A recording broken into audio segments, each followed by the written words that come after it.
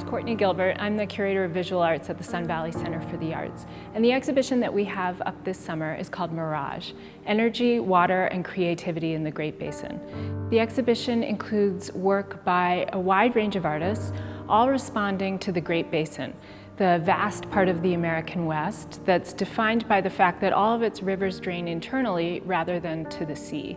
And the exhibition uses that idea as a way of thinking about different kinds of cycles within the Great Basin. The Great Basin is also a place of contradictions. A lot of the landscape within the basin is desert, but it's home to multiple different ecosystems and topographies. And artists have long been drawn, I think, to these incongruities and have made work exploring it as a place of different kinds of extremes. The exhibition really grew out of conversations that I've been having for the past few years with a photographer named McPhee. For a number of years, Laura's been pursuing a project that she's titled Desert Chronicle, and it was inspired in part by the story of her great-grandmother, who was an itinerant school teacher in Nevada mining and ranching towns. She's spent time making photographs informed both by these personal histories as well as a larger view of the landscapes within the Great Basin. And she's interested in industries of extraction. We've got photographs of gold mines and solar installations, the idea of renewable energy, but her photographs also operate on a more human scale. So there are lots of images of the abandoned houses in towns that were once boom towns during the mining era. She has written about this project that so much of the history of the Great Basin is written on its surface, and that it's a place where time feels visible because of that, both geologic time and human history. The exhibition includes 16 photographs by the photographer Emmet Gowen. In the 1980s, he began making photographs in the American West, starting with a project photographing the aftermath of Mount St. Helens, which gave Gowen his first opportunity to make photographs of the landscape aerially, led to a larger interest in looking at the human impact on the landscape. So in this exhibition, we have 10 photographs that Gowen made in 1996 and 1997 at the Nevada test site, which was the site of more than 900 both underground and above ground nuclear tests. The photographs are these incredible documents of kind of the scarring and the cratering that this testing has left on the land. And as a whole, they give us both a visual image of the effects that human activity have on the landscape, but also the kind of quality of this kind of crystalline quality of the light within the Great Basin's deserts. Fazl Sheikh is an artist who works internationally. In 2017, the U.S. Department of the Interior ordered a review of a number of national monuments across the American West. As a result of that review, 6 national monuments have been recommended for either reduction or elimination entirely. In response to that review, Fazl Sheikh and the well-known writer Terry Tempest Williams have collaborated for the last couple of years on a project they call Exposure, which includes aerial photographs Sheikh has been making of areas, particularly in Utah, but also in Nevada. And their project is really an inquiry about if monument status is lifted and what's the relationship between these lands and extraction industries, including uranium and coal mining.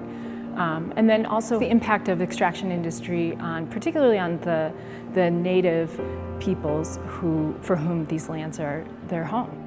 Sidra Wood is a painter who's based in New Mexico, and as part of this project, the Sun Valley Center for the Arts commissioned her to take a number of road trips to different parts of the Great Basin and to produce a body of work in response to her travels. After she made these road trips, she returned to her studio, where first she made a number of sculptures that became models for paintings that she made inspired by her travels. And she was really drawn to places that kind of represent extremes in terms of ecosystems and environment within the Great Basin. She collected all these pine cones that became part of an enormous pine cone cloak that she hand sewed. Or the Salton Sea, where she collected tilapia bones and made this fantastic fish creature. She visited Lehman Caves in Great Basin National Park and the edge of the Great Salt Lake, where she was inspired by the history of the Saltaire Pavilion. And for me, she brings fantasy and reality together in a way that gets at the idea of the mirages that we encounter when we travel through the Great Basin. Francis Ashforth is a painter and printmaker who's based in Connecticut, but she's spent quite a bit of time in the American West, and she's particularly drawn to the idea of water cycles and to what she describes as the magic of water. And she has made, for this exhibition, 2 bodies of work about different parts of the Great Basin. One is a set of monotypes that she made after a couple of different residencies that she had at a place called Playa in southeastern Oregon, in the northwestern corner of the Great Basin. It's a place surrounded by mesas, and at Playa, artists and scientists work alongside each other. So she spent time with hydrologists and geologists, and then in her studio, she works a lot from memory, from her memory of visiting a place and being in it and spending time there.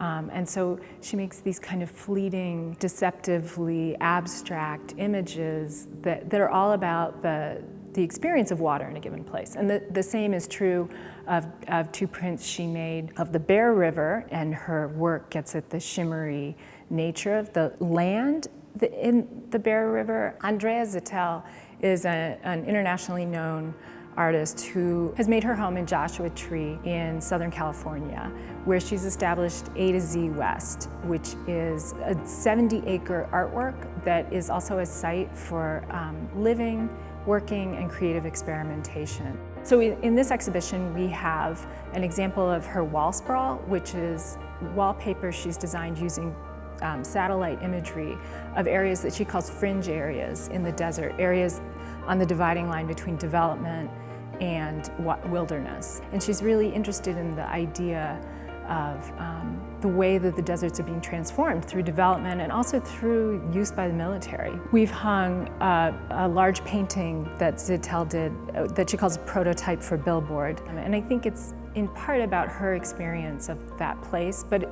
she's also interested in the idea of billboards as transmitters of ideas and ideology, and so she's working with that visual language too.